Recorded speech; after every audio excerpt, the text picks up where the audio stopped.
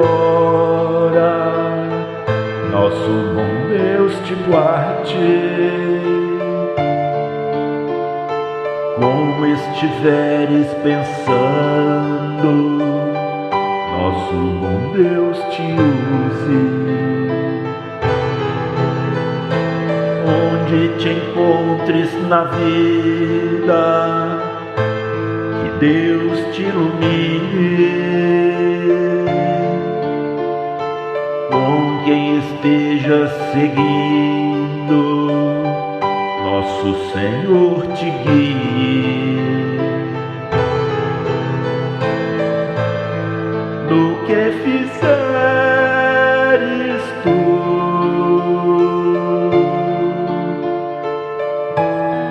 peço ao bom Deus que possa te amparar,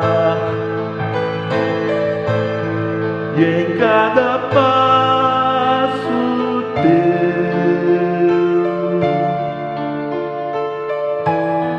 a mão de Deus virá te abençoar.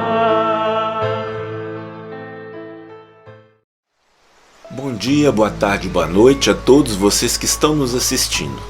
Nós vamos trazer para vocês hoje a Lei de Reprodução, que é a terceira na sequência das leis morais no Livro dos Espíritos de Kardec. Sem a reprodução, o mundo das formas pereceria, pois em tudo há o germe da multiplicidade.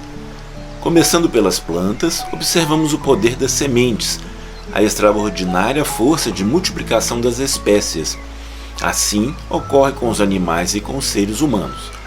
O crescei e multiplicai é lei de Deus em todos os quadrantes da natureza. Somente o espírito é que não reproduz espírito, porque esse vem da fonte maior, que é Deus. Recorrendo então ao Livro dos Espíritos de Kardec, na questão 686. Kardec pergunta: a reprodução dos seres vivos é uma lei natural? Resposta: isso é evidente. Sem a reprodução, o mundo corpóreo pereceria. E na questão 687, pergunta: se a população seguir sempre a progressão constante que vemos, chegará um momento em que ela se tornará excessiva na Terra? Resposta: não. Deus a isso provê, mantendo sempre o equilíbrio. Ele nada faz de inútil. O homem, que só vê um ângulo do quadro da natureza, não pode julgar da harmonia do conjunto. E na questão 688, pergunta: há neste momento raças humanas que diminuem evidentemente. Chegará um momento em que terão desaparecido da Terra? Resposta: isso é verdade, mas é que outras lhes tomarão o lugar, como outras tomarão o vosso um dia.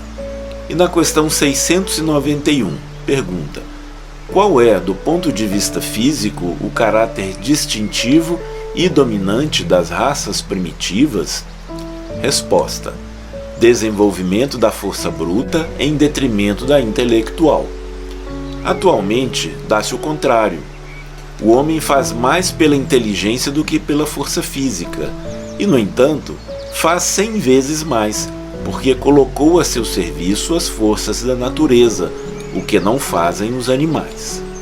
E na questão 692, pergunta: o aperfeiçoamento das raças animais e vegetais pela ciência é contrário à lei natural? Seria mais conforme a essa lei deixar as coisas seguirem o seu curso normal? Resposta: tudo se deve fazer para chegar à perfeição. O próprio homem é um instrumento de que Deus se serve para atingir os seus fins, sendo a perfeição o alvo para que tende a natureza. Favorecer a sua conquista é corresponder àqueles fins. E na questão 693, pergunta: as leis e os costumes humanos, que objetivam ou têm por efeito criar obstáculos à reprodução, são contrários à lei natural? Resposta: tudo o que entrava à marcha da natureza é contrário à lei geral. E na questão 694, pergunta: que pensar dos usos que tem por fim deter a reprodução com vistas à satisfação da sensualidade? Resposta: Isso prova a predominância do corpo sobre a alma, e quando o homem está imerso na matéria. E na questão 695, pergunta: o casamento, ou seja, a união permanente de dois seres, é contrário à lei da natureza? Resposta: é um progresso na marcha da humanidade.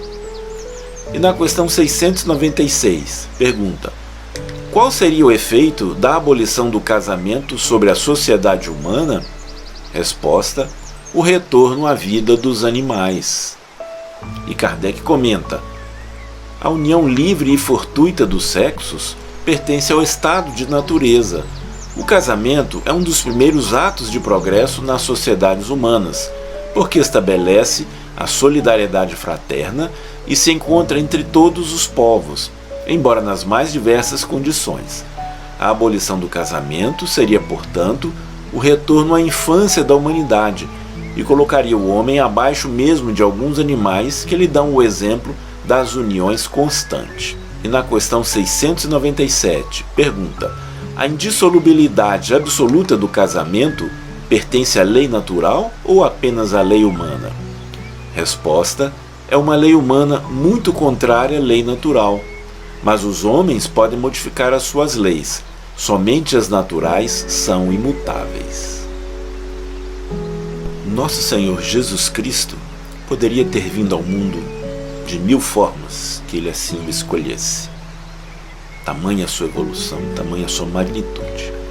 Mas ele escolheu vir a este mundo exatamente atendendo à lei de reprodução, para mais uma vez dar o exemplo e para nos mostrar o quão divina é essa lei.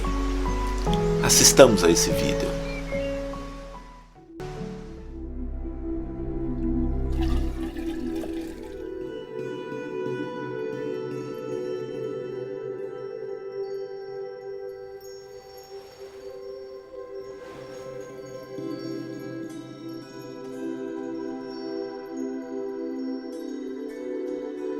Salve, agraciada.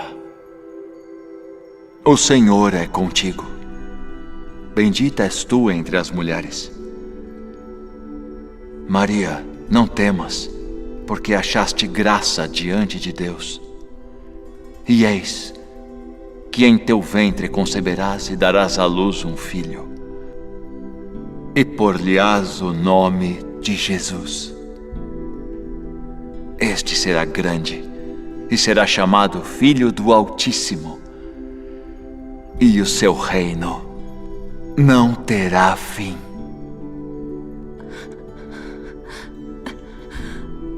Como se fará isto, visto que não conheço homem algum? Descerá sobre ti o Espírito Santo, e a virtude do Altíssimo te cobrirá com sua sombra. Por isso, também o santo que de ti há de nascer será chamado Filho de Deus.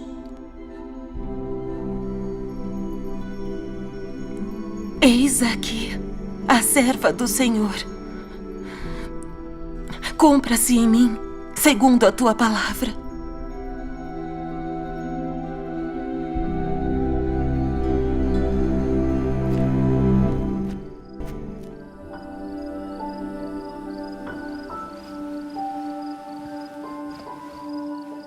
José, filho de Davi, não temas receber a Maria, tua mulher, porque o que nela está gerado é do Espírito Santo. E dará à luz um filho, e chamarás o seu nome Jesus, porque ele salvará o seu povo dos seus pecados.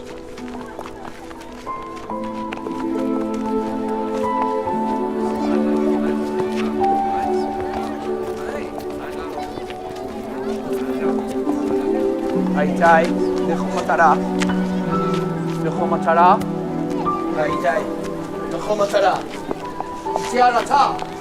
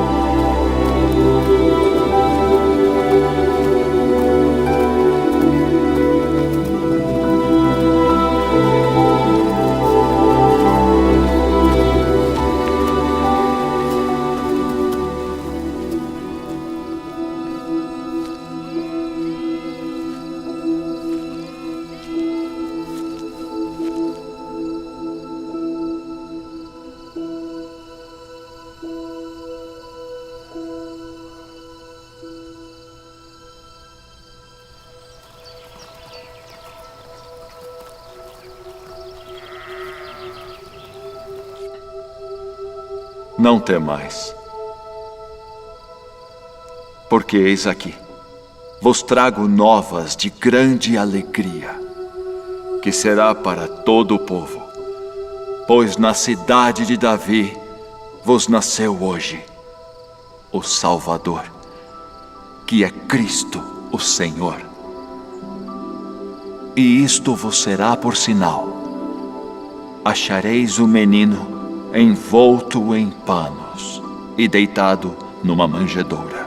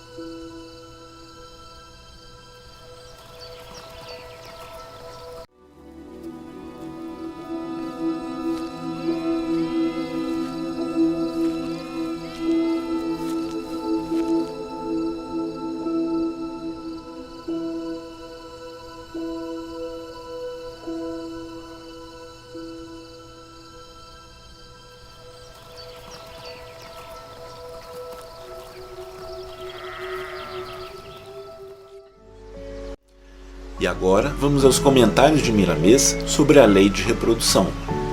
Em seu livro Filosofia Espírita, volume 14, Miramês comenta: o corpo físico é a maior maravilha de todos os tempos. Se podemos chamá-lo assim, ele é o maior milagre divino em se falando da Terra. O Senhor Todo-Poderoso criou leis para estabelecer a harmonia na criação, e os livros sagrados de todas as religiões e filosofias são pálidas cópias dessas leis. Elas vão chegando aos homens de conformidade com seu despertamento espiritual. Cada vez que crescem na pauta da evolução, lhes são mostrados ângulos diferentes das leis da natureza.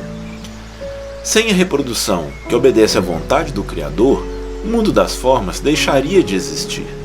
O ser humano só está se voltando para perceber o despertar da vida, sem contudo compreender na profundidade o que é a vida. Se ainda não pôde compreender melhor o que é Deus, que não o culpe por seus infortúnios. Se ele é a inteligência maior do universo, sabe o que faz com a sua casa e os seus filhos. Julgar o que não se pode compreender é pobreza de raciocínio. E se pela lógica quem raciocina ainda está na escala dos ignorantes, devemos procurar desenvolver outras qualidades que possuímos para compreender melhor as leis de Deus. O que a vida nos concita a fazer é estudar, meditar e buscar compreender os nossos deveres ante as nossas criações mentais. Elas, pela lei, saem de nós como o filho pródigo, porém voltam para nós como os companheiros da afinidade. A reprodução existe em tudo, tudo se multiplica, porque em tudo estão as bênçãos do Criador. Compete a nós, filhos de Deus, trabalhar bem na cocriação, de modo que a nossa liberdade se torne paz para os nossos corações e luz para as nossas consciências. O aprendizado é infinito. Não existe nada errado no mundo. Existem sim as posições diferentes tomadas por nós. Nossas palavras são sementes que usamos todos os dias na semeadura. Procuremos saber semear, para que não derramemos lágrimas na colheita. Cresçamos e nos multipliquemos nos valores eternos, porque, de qualquer modo, vivemos dentro da eternidade, respirando o ar a que fizemos jus, comendo o alimento que merecemos e vestindo as roupas dentro das nossas necessidades. E assim, concluímos esse estudo de hoje sobre a lei de reprodução, esperando termos trazido alguma luz sobre este tema. Fiquem com Deus. mantenhamos Jesus em nossos corações. Até a próxima! No que fizeres tu,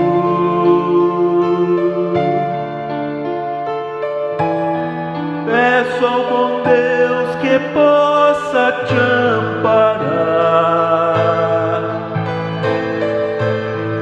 e em cada passo teu a mão de Deus virá te abençoar.